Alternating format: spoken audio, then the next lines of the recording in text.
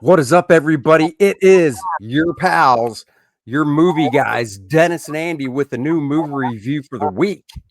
And this week, we saw our buddy, our pal. I worked with him at CrossGen. Chuck Dixon wrote a book called Levon's Trade about Levon Cade, his character. 2014, this book came out. It is now on the big screen as a working man, starring Jason Statham. Dennis, what is this movie about?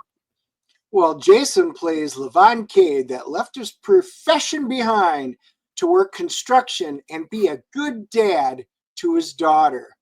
But when a local girl vanishes, he's asked to return to the skills that made him a mythic figure. Oh, yeah. They're hoping that this is a new franchise for Jason Statham. They're looking for one. Little inside baseball. We interviewed Chuck Dixon on the DNA show. If you go to one of our channels and just search Chuck Dixon, you can find the interview. Stallone's had this book. He originally wanted to do a TV show, and then he suggested to Chuck, "What about a movie?" And Chuck was like, "Okay." And they're really hoping it hits a home run, and Jason Statham can have a new franchise. The last action movie, real quick, just I saw Jason in, kind of. I mean, not not super similar, but was The Beekeeper. I like The Beekeeper. I like this better. Um, I like the character he played. It takes place in Chicago. Michael Pena is in it. Did I pronounce that right? Probably not. Yeah. Good enough. He's in it. He plays him, his wife, and their 19-year-old daughter are basically the family that runs this construction developing business. And that's where Jason Statham's character, Levon, works as a foreman for construction. And like Dennis said, he just wants nothing to do with his past. He was in the Royal Guard for basically his whole career. And Michael Pena and his wife's 19-year-old daughter gets kidnapped into the good old sex trade. So not cool. And they asked Jason to go find her. Yep. And it's a family show. It really is. It's a movie about family. Mm-hmm. Jason's got his daughter that he's going through custody issues with the grandfather. His daughter plays it's Ilsa G. She's adorable in this. He's great. Plays an absolutely wonderful young daughter. Um, Ariana Rivas plays Jenny Garcia, the girl who gets kidnapped.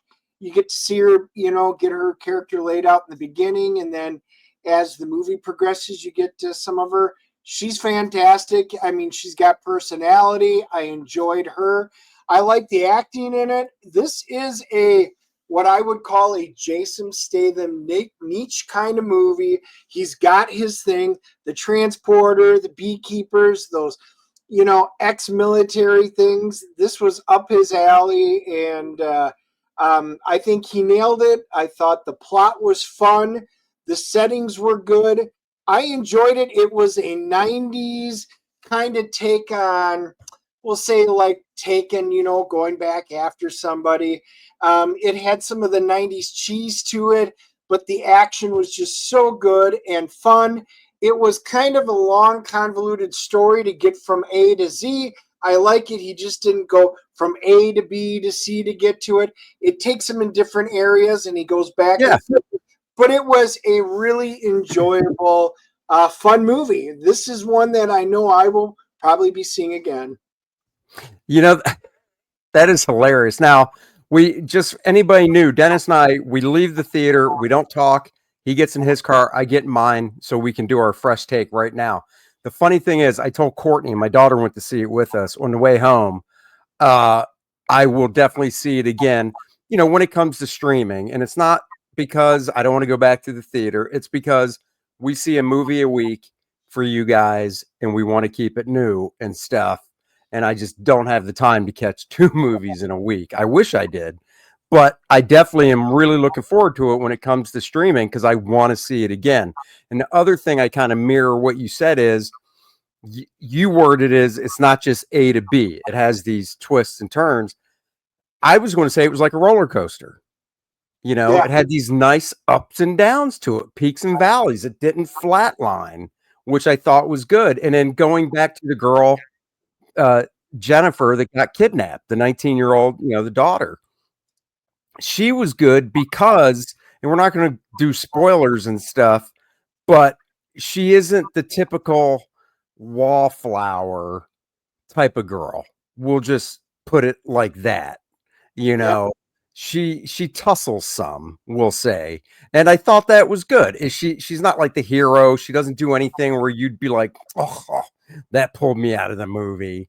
None of that stuff you see in movies where it's like, that girl's 5 feet tall. How is she kicking these big guys' ass? There's none of that, but she's just not the wallflower type. And I thought that was cool as well. And to echo what Dennis said too, the casting, and Chuck told us, he said that the girl they cast for Levon's daughter, Jason's daughter in the movie, he goes, she is just fantastic. So, when Chuck says that, you kind of go into it going, all right, buddy, let's see if you're right or you're just blowing smoke. And he was right. She's adorable. Yep. She looks like she's what, 7 or 8? Or is that too high? No, it's too low. She's not 7. Oh, that's too low? Yeah, she's probably 10, 11 okay. So whatever, 10, 11. But the point is, she's adorable. When she's on screen, she does a really great job acting wise. I can't remember if Chuck said this is like her first thing or not, but she just did the whole cast. David Harbour is in it as one of Levon's buddies from back in the day. We'll say, and you saw him in the trailer. He's not 100% blind, but he is, legally blind. So yes, he can see, kind of like our artist friend, and he does a great job in it. Yeah, I mean, that's it. I think we can get to our ratings for it. I mean, I really enjoyed it. If you don't have anything else to say, then it's your turn to go first. I went first last week. I'm giving this an 8.0. I enjoyed it from beginning to end. I thought it started out interesting, fun. You got to see, the little introduction to Levon Cade's character, and it set the right tone. The supporting cast with the Pena family and stuff, they were in it just enough to give you the heartstring moments and stuff. And they did.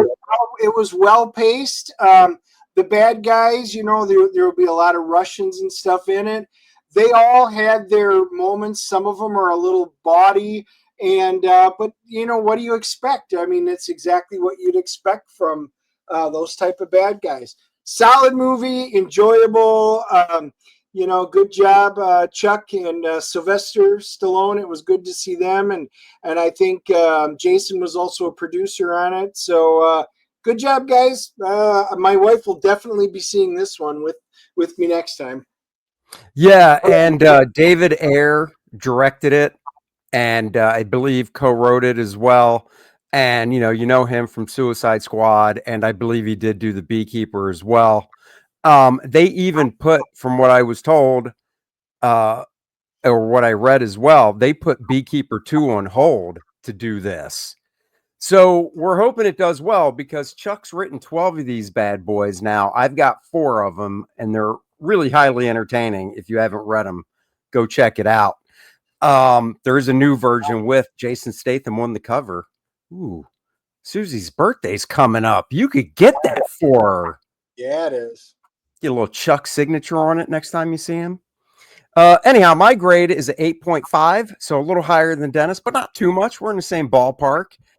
Same thing. I thought it was really good. I would love to see this become a franchise for Jason Statham. I think the last thing he did that had more than one movie was The Meg. You can probably correct me if I'm wrong, but that's the first thing that comes to my mind. We know about The Transporter, but current, it's The Meg. Yeah, he's been in the same he had character. done the transporters, he had done the cranks and stuff like that. But Yeah, but that was Meg was probably the one of the last one to right. probably have the sequel. Yeah. So 8.5 for me. Go check it out on the big screen, guys. It's really good. There's no hokey one-liners and stuff in it. It's good, it's solid, and I love seeing Chuck's name on the big screen. Dennis, what do we got any grade reviews, whatever from IMDb? There's not a lot of reviews out because it is new, and apparently critics didn't get this very early. Pardon me. IMDb's giving it a 7.0 with not a lot of reviews, only 8 reviews in, which is really low.